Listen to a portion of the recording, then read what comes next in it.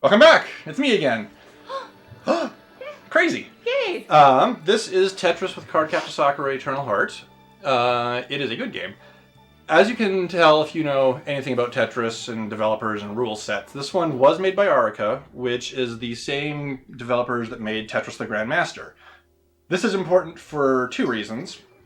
Well, they have a very different rule set if you're used to like NES Tetris, Tetris 99. The two big differences is rotations work differently. The block of the tetramino that the pieces rotate around is different. And the massive, massive, massive difference is Arica games have Sonic Drop. Sonic Drop is very much like Hard Drop. It drops the tetramino right to the stack, but it does not lock it. So you can drop it, then rotate it before it snaps into place. I don't understand how people play Tetris that doesn't have Sonic Drop fast. They have a skill set I most definitely do not. The basic rules of Tetris apply here when you fully fill in a column, it clears. The big difference is, and you'll see when we get into the first stage here, that some of the individual blocks will be round. The goal of this game is to get rid of all of the round gems. It does not matter how much garbage you have sitting around, it does not matter what your stage looked like, as long as you clear all of the gems. Yes, this is a hurry we're up for. So there's 18 stages, most of the stages have their own gimmick. Things will move, things will change color, we'll go through those as we get there. Think that's about it. I assume this follows the story of Card Captor Sakura. I've never watched it, so I don't know. I assume there's plot happening in the background that I will skip. Think we're good. Ready? We will go in 3, 2, 1, go.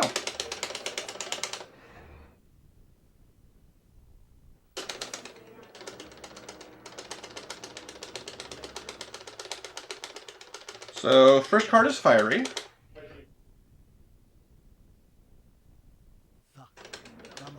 So you can see the circle ones at the bottom there. All that matters is getting rid of those. Doesn't matter what garbage is left, as long as the gems are gone, the stage is done. That's Fiery. It's good times. GG. Yeah, right? Game's over. Easy peasy. Woo! Glad we had this talk. Very good. Again, I assume there's plot happening here. I don't know. Stage 2 is Sword. As far as I know, this one doesn't really have a gimmick. We go fast enough on these early stages that you never really find out. Ooh, that was bad. Oh, we got away with it.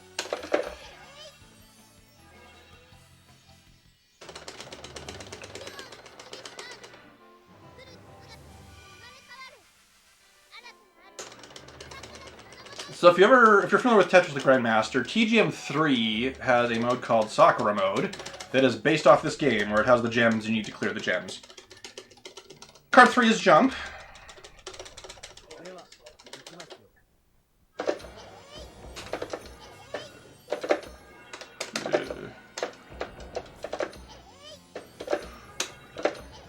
One of the bonuses of only needing to clear the gems is like you saw with that last J piece there. If it's a piece you don't want, you can just drop it on the side. It doesn't matter. As long as it doesn't wind up being your way, it doesn't matter.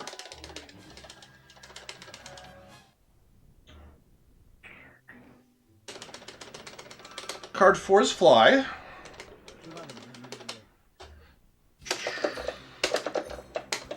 Oh, come on. Here we go.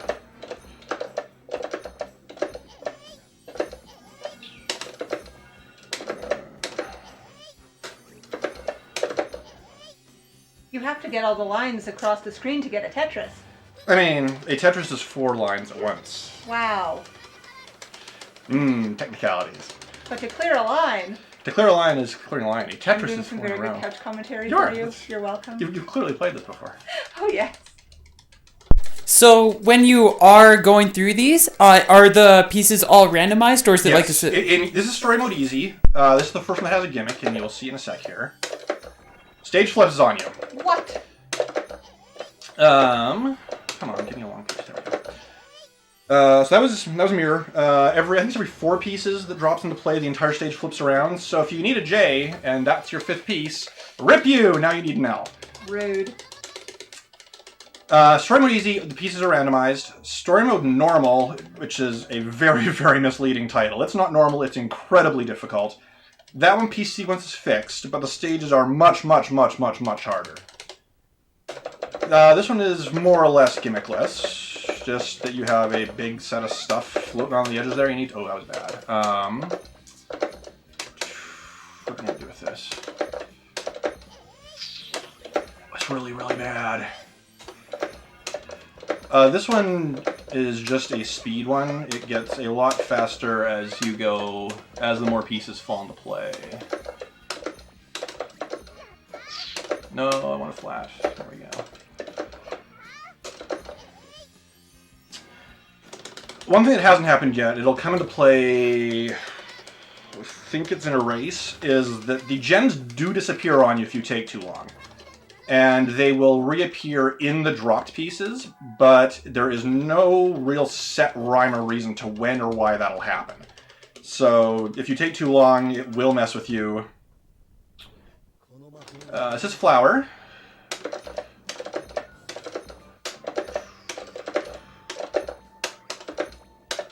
No, there we go. So again, another example of we don't care about the junk as long as it doesn't get in your way. Yeah, it's an interesting thing where you can just kind of stack them and not care about, you know, most of the lines. Yeah.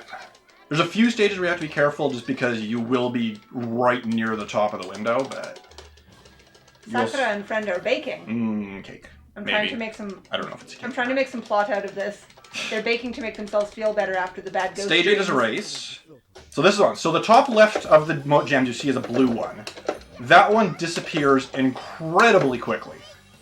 If you are good at this game, which I'm really not, you can actually go fast enough to get that one without getting in the way. I am just not that good at it. The thing with this one, and there it is, if that blue one disappears, it will always reappear in a T piece on this particular stage. It can be any of the squares of that T piece, but it will always be in a T. So if you do let it disappear like I do, you can sort of set up a T-shaped gap so that when it does appear, you know that you've got a place to put it.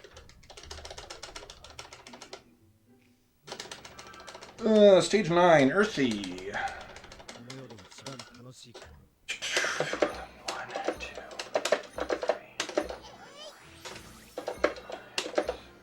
So the thing with this one, every 7 pieces, the stack goes up and a gem will appear.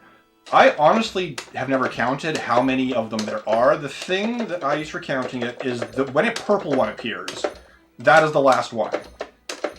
So I normally would not take that many Tetrises that quickly. You would just throw down the garbage and wait for an eyepiece at the end. But, you know, marathon, it's good. So there was the purple one. That was the last one. So, you know, you can slam an eyepiece down, then you're good to go. I think it's 4 lines that appear. The purple one is always the last one.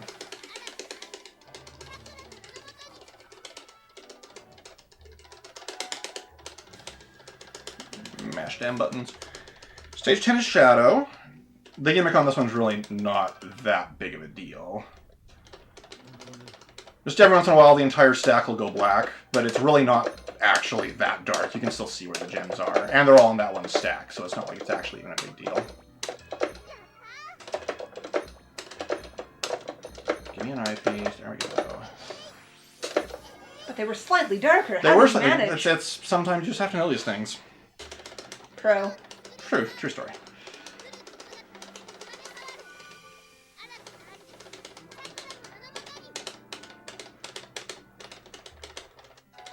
Again, I was thinking about the cake she made. It's probably a delicious cake. I was thinking about the cake too. I wonder what she put in the cake. Stage 11's Maze. This one doesn't really have a gimmick other than that you need a whole lot of tall pieces. This is actually being really kind to me. That was a very good piece sequence. Other than the 1S, it was pretty much straight what you want. Ideally, 4 I's in a row, but as long as it's all I's, J's, or L's, you can manage.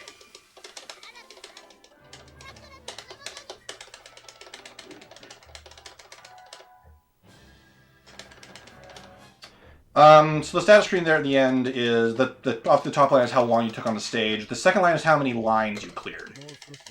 If, you know, that's something you want. This one is another one where things get dark, except this one, it actually can strip because, as you can see there, you can't actually see all the pieces all the time. So you do need to keep track of what lines you've got left. Ooh, no, that was terrible. What are we going to do with this? That can go there. Yeah, I should not have put that L there. That one was Illusion.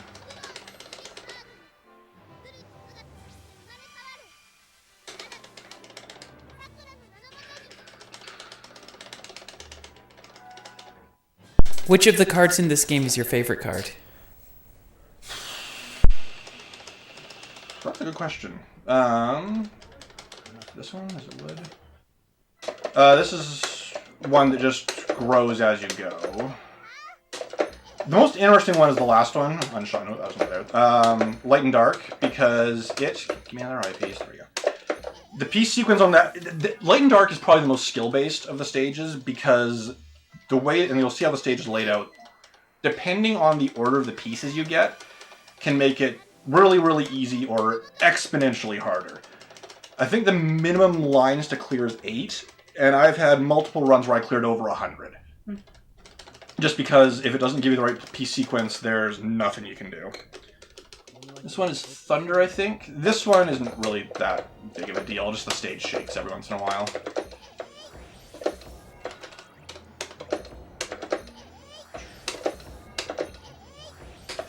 Now, obviously, the fewer individual lines you clear, the better, because obviously it takes time to clear a line. So ideally, you want to just get Tetris after Tetris after Tetris, but in some stages, depending on how good you are and what piece sequence it gives you, that's not always possible.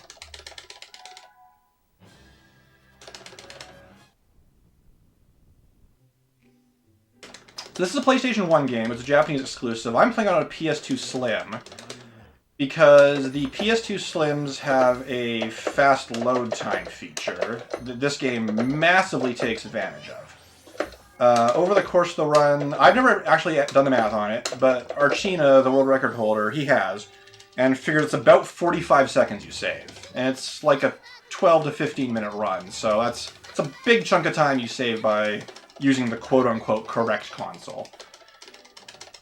That was Glow. Next up is Shield. This is another stage where piece sequence can get you if you're not careful. Oh, no, sorry, that's the next one. My bad, that's Watery. This one is just a slam the stuff down. This is a good example of a stage where you can avoid clearing more lines than you really need to, depending on how you build your stack.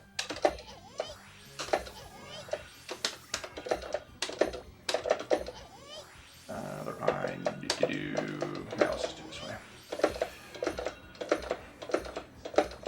Sometimes the piece randomizer decides you're not going to have fun, like it did there. Like, that was, what, 9 pieces before I got the eyepiece I needed. So I could have not laid it out like that. I could have done something with the L's a different way.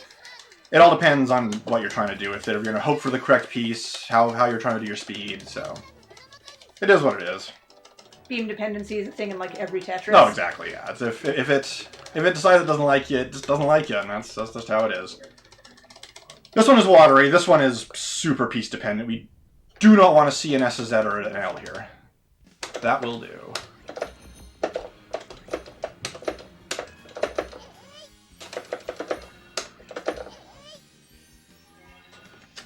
So if you get an I, it's okay, because you can just stick the eyepiece in the top line right away and just sort of work your way down the staircase there. But if you get a T or a J, then you can just snake it all the way into the bottom. They'll clear that bottom row right away, and then you're just dealing with a single 4 gap at the top of the stack, which is really easy.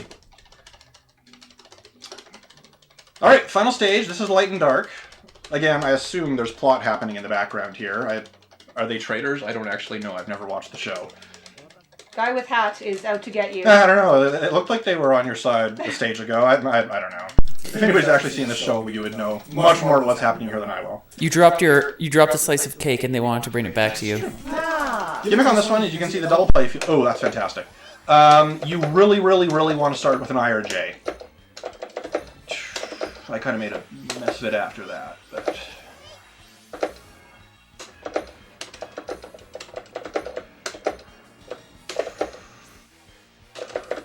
That's fine.